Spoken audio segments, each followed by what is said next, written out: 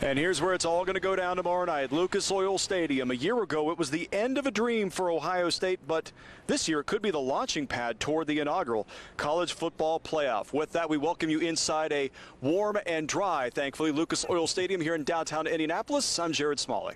It was not just the return of one man, but rather one town. Cleveland celebrating a fresh start tonight as LeBron James and the reconstructed Cavaliers tip off what will be anything but a regular season. Number 23, LeBron James! The Cavs taking on the Knicks at the Q. Much of what you've seen in the past you saw again. The powder toss and then the power moves. On the fast break here, he fights through Carmelo Anthony for the bucket and the foul. Knicks, though, led through much of the second half. And in the final moments, Anthony leads the way for New York. He scores 25 points to lead him. All the fanfare ends in a loss. James manages 17 points against 8 turnovers, 95-90.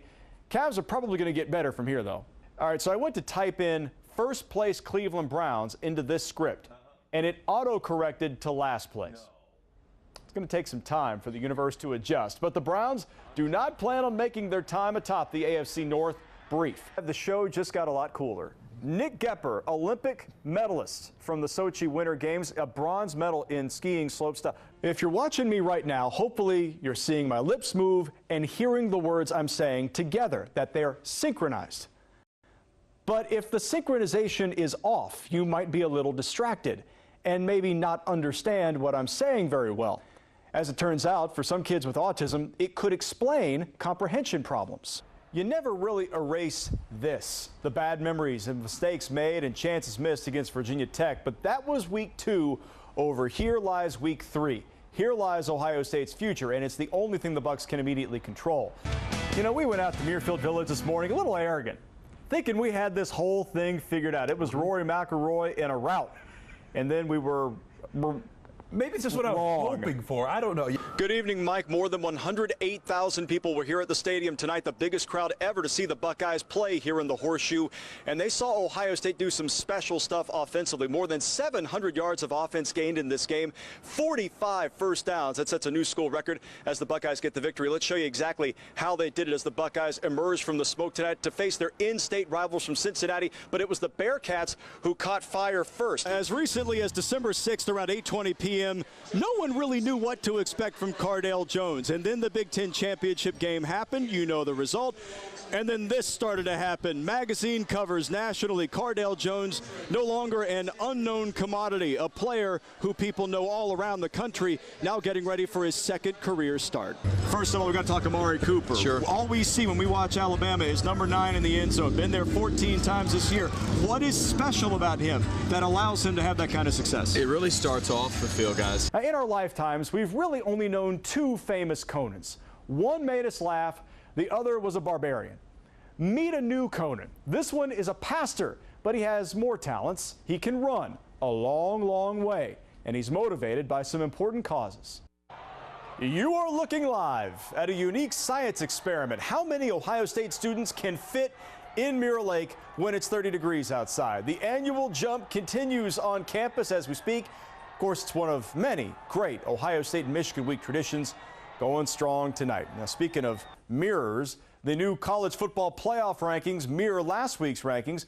No changes in the top 7, so Ohio State staying put at number 6. UCLA climbs up to 8th with Ole Miss loss this past week. Michigan State back into the top 10. Some huge games this coming week. TCU is at Texas Thursday. Mississippi State, of course, plays Ole Miss. And Auburn and Alabama meet Saturday, which leads us to the other great rivalry Saturday. While the Buckeyes stand as a heavy favorite over that team up north, that team can play some defense. The Wolverines ranked 9th in the nation in total defense, 9th against the run. They're led by linebacker Jake Ryan.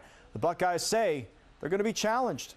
They're a good football team. They got athletes and they got mismatch problems for everybody that they play. But at the same time, I mean, I like our checkers better than theirs, and we're going to match or surpass their toughness and go out and handle the business that we got to take care of. And tonight we learned Buckeyes sophomore defensive end Joey Bosa has been named one of 3 finalists for the Bednarik Award, which goes to the nation's top defensive player. Big honor for Bosa, who leads the Big Ten in sacks and tackles for loss. He's also a finalist for the Lombardi Award. A fourth of the way into the season, the Blue Jackets are already skating on thin ice, tied for last place in the NHL, still awaiting Brandon Dubinsky and Mark Letestu's return. Back home tonight, trying to avoid a fourth straight loss. Winnipeg Jets in town. We're going to show you the opening 9 seconds of the game as it played out, because that's how long it took Winnipeg to score. Brian Little beat Sergei Bobrovsky 9 seconds in. Jackets, they get even later. Jordan Leopold puts it on net, but the Jackets could not keep pace. Bob here, he gets screened, and Andrew Ladd flings it past for a 3-1 lead. Ryan Johansson scores for the Jackets to get to 3-2, but no closer. Jets win it 4-2. Jackets in rough shape right now. It's frustrating. You know, we just can't let it get to us right now, and you know, stay focused. It's easy to point fingers when situations like these are going on. Well, we got to figure it out. We have to figure it out. It's everyone. It's not just players, it's coaches, it's all of us that are in the room. Finally, Ohio Bobcats trying to win their 6th game of the season and become bowl eligible. Regular season finale against their rivals from Miami. Cats down 21-0. They come all the way back. Final 38 seconds, 38 yards on the deep ball. Brandon Cope, that catch sets up kicker Josiah Yazdani. He can win it as the time expires, and he does. 24-21, Bobcats beat their rivals. They get to 6 wins. Could be headed to a bowl game. I did hear Matt Barnes scream. Stand up and cheer. Cheer loud and long for old. We're gonna Unfortunately, I'm used to singing we're going to that go to song. break and let that just go on. Can I get on The Voice? Oh, wait. Well, Blake Haxton gives a motivational speech few people could match. You may remember Blake's name. 5 years ago, he contracted an incredibly rare illness which made local and national headlines. He survived, and then some. And soon he may become a world champion. Everything around you is amplified. The sights, the sound, you know, because everything's so quiet. So all your senses are sort of heightened. Gotcha. You got to be willing to get up earlier than the other guy. Maybe cliche thing is I'm willing to go 1 stroke further than he is. Morning, Coach. When the oars pierce through the river, Blake Haxton's home. Rowing to him is like walking to us. 5 years ago, this image seemed impossible. For the last 5 years, really, I didn't think I would get back into rowing. Blake was a healthy, thriving high school senior at Upper Arlington, an all-state rower likely headed to Harvard. 2 months before graduation, the plan changed. It started March 16, 2009, after a routine pickup basketball game. My calf was kind of sore, like, you know, muscle soreness like every athlete's felt. Really nothing extraordinary about it. Went to bed, got up the next morning, okay, it's a little worse, maybe maybe I did something to it. And then got up Monday morning and I couldn't walk on it. And it was starting to get red and swollen. I was like, okay, holy smokes, this is something I got to take care of. Haxton's condition deteriorated swiftly. He was diagnosed with necrotizing fasciitis, or the flesh-eating disease, an extremely rare bacteria infection which can quickly kill an infected patient. Chances of survival were in the single digits, if that. No one even wanted to put a number on it. Like, just basically all the doctor said, yeah, say goodbye, because there's really not any realistic hope left. We planned his funeral 3 times, and the first time we planned it, he was still at Riverside. It was kind of mind-numbing to be facing it, and you just had to breathe in and out and keep doing what was required. Blake was transported from Riverside Hospital to Ohio State Medical Center to utilize a stronger life support machine. It bought Blake time. He endured the amputation of both legs, 21 surgeries, 100 days in the hospital, but most importantly, survival. Probably for me, the hardest part of the entire thing was coming home, believe it or not, emotionally. 2 weeks before I got sick, I bought a new pair of running shoes, and they were still in the hallway where I had set them down next to the door when I left. And I was just like, you gotta be kidding me. Like this, man, that hurts. Haxton enrolled at Ohio State that year and later graduated with a degree in finance. He's currently in law school, but a major part of Blake's life remained part of his past. The rower within him lived too. When I started working out again rowing, it was purely on the rowing machine. It took a few weeks before I started looking around at the U.S. Rowing's website, the governing body for the United States on the rowing side. Last month, Haxton arrived for his first major para-rowing competition at the U.S. Nationals. He had no credentials or adaptive racing experience. All he did was win the Arms and Shoulders 1,000-meter sculls race. B. Haxton has already crossed the line. by 20 seconds. I knew I was going to have to, hopefully row well and then get through it on fitness, which worked out. Tremendous athlete, has a great heart, lung capacity, fearless competitively.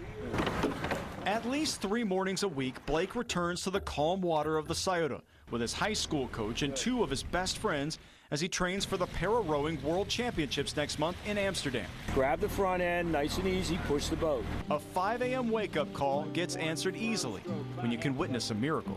I want to be out here with Blake, and I want to be a part of it. One of the best parts of my life, to be able to, come out here and enjoy this with him, and, kind of brings us to peace being out here. I have my good days and my bad days, but, my good days I know are when I'm keeping the perspective of, hey, I'm lucky just to be here.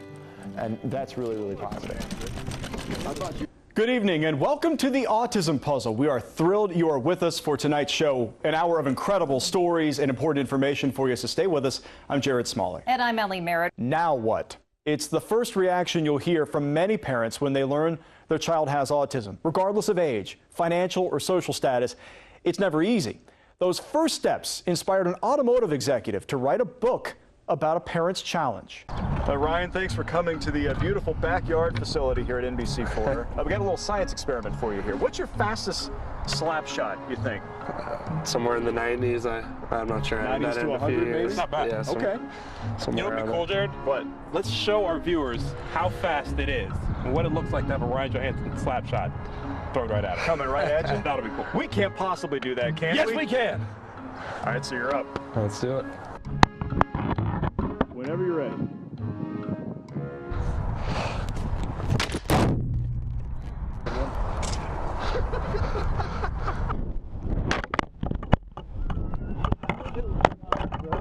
Oh man. Oh, so that's how Sorry, far Phil, I owe you Johansson. a stick. That's a Johansson slap shot. Sorry. There it is. Well, this experiment ended quickly. Well, 70 years ago, perhaps the bravest generation of Americans stormed the beaches of Normandy in the heat of World War II. More than 9,000 Allied soldiers were lost that day. Precious few of the men who fought in that war can still share their story today. One of those men fighting in World War II happened to be a Buckeye legend. I just simply remember being in that circumstance, in that situation, freezing to death, cold as hell, and wondering if I would ever survive. Before Charles Surrey reported for duty in the United States Army, he reported for school at Ohio State. In 1942, Surrey won All-American honors as a lineman for Ohio State's first ever national championship team.